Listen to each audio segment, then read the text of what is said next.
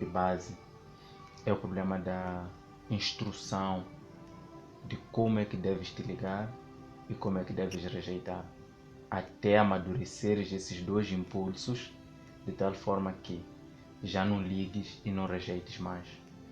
Tu simplesmente consideras que tudo é vida, porque no momento em que tu consideras que tudo é vida, tu já não te ligas, não colas as coisas, tu não te apegas às coisas. O apego para ti começa a ser uma situação em que já não te afeta por dentro. Qualquer pessoa que aparece na tua vida é bem-vinda, qualquer pessoa que sai é bem-vinda, qualquer pessoa que vive é bem-vinda, qualquer pessoa que mora é bem-vinda. E esse é um estado de consciência que, no mínimo, a questão das expectativas já deverá ter sido superada. Porque nós, muitas vezes, os nossos amigos, nós temos expectativas com eles. Os nossos pais, temos expectativas com eles. Os nossos cônjuges, temos expectativas com eles. O mundo, temos expectativas com ele. A vida, temos expectativa com ela. Quer dizer, tudo para nós deve significar um ganho. E esse é um estado muito, mas muito difícil. Tomando em consideração que situações horríveis vão acontecer. Situações difíceis, complicadas vão acontecer.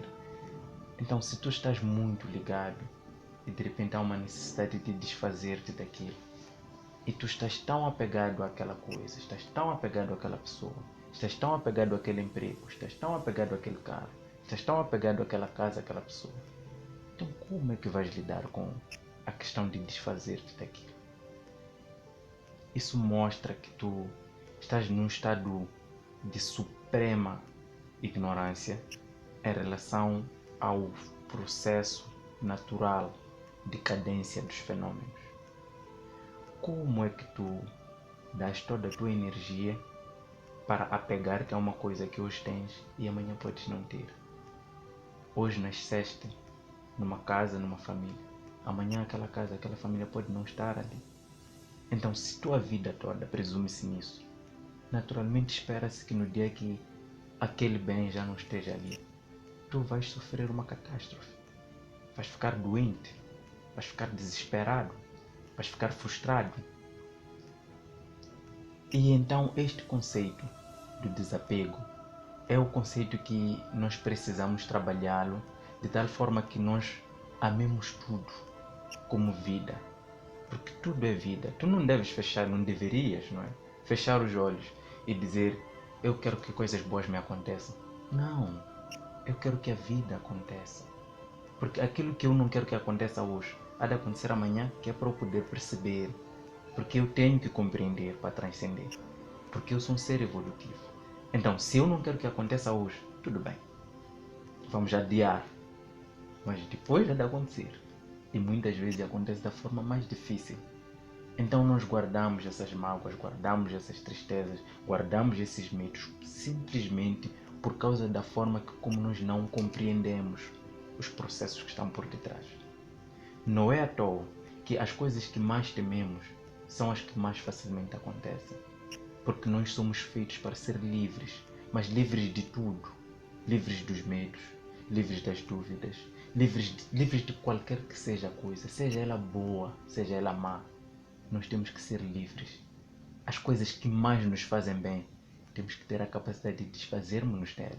E é este o problema do comodismo. Quando eu conheço uma pessoa incrível, quando eu conheço uma situação incrível, quando eu conheço um emprego incrível, quando eu apanho uma casa, um carro incrível, nós paramos, desligamos a ficha e pensamos que a vida é apenas aquilo. E do nada, um vendaval descobre a casa, estamos ao relento. Por quê? Porque há um trabalho que não tinha sido feito. Nós passamos por várias e várias situações na nossa vida que no final das contas nós achamos que já tínhamos superado anteriormente, mas não. Nós trabalhamos até um ponto, por exemplo, um jovem muito religioso, muito dedicado, pronto. Ele trabalha, faz duro, depois apanha um bom emprego, recebe bem, tem uma boa condição financeira e pronto, tem uma casa boa, família boa. E depois ele deixou muitos problemas emocionais. Ele trabalhou apenas a parte do corpo, conseguiu trabalhar a parte do corpo, tem condições físicas, materiais boas, adequadas. E depois, por ironia de destino, para quem diga, mas para mim é um processo natural, porque temos que passar por ali. Então, a qualquer momento, ele pode perder aquele emprego, pode perder aquilo, pode perder qualquer das coisas boas que ele acha que lutou para conseguir realizar, para começar a entrar num processo de trabalho emocional. Então, ele já tinha trabalhado o físico, conseguiu uma boa condição. Agora, está na situação em que a parte emocional não tinha sido trabalhada. Então, anulam, é como se anulassem todo o trabalho físico que ele fez para lhe submeter a uma nova panela de forno. Ele entra no trabalho emocional e fica quase sem nada. E todo mundo fica pensando que é azar, é porque... Não, é porque aquele é um ser espiritual que se distraiu. Então ele entra no trabalho emocional, fica baralhado. Alguns até terminam ali, porque não conseguem transcender o trabalho emocional. Depois, alguns deles conseguem, transcendem o trabalho emocional, recuperam-se e então começam a perceber que nem o material, nem o emocional são tudo. Um complementar do outro, mas os dois em harmonia para frente. E é daí que ele é levado para o estado de energia. Quando ele chega no estado de energia, que no final das contas é a composição da parte corpórea, da parte mental e da parte emocional. Então, ele fica numa situação em que já começa a entender tudo já de forma energética. Quando ele entende tudo de forma energética, já não é um problema quando acontece uma situação boa ou má na parte mental, na parte corpórea ou corporal. Já não é um problema quando acontece uma situação na parte emocional. Já não é um problema quando acontece um problema ou uma coisa boa na parte mental, porque ele já harmonizou tudo em energia. Então, para ele já não tem bem e já não tem mal. Para esta pessoa em particular, já não estamos em condições de discutir perdão, ou mágoa, ou tristeza, ou o quê. Estamos numa situação em que ele já morreu. É uma auto-entrega. É uma pessoa que, como dizia Jesus na altura, vocês devem morrer para vocês mesmos e renascerem para mim ou para a cruz. Então, é um recomeço, é uma nova possibilidade de ver as coisas. Que simplesmente morrem as dores, morrem as tristezas e morrem tudo. Então, é ali onde nós nem precisaríamos discutir o perdão. Mas enquanto nós chegamos ali, vamos continuar a fazer esse trabalho de base.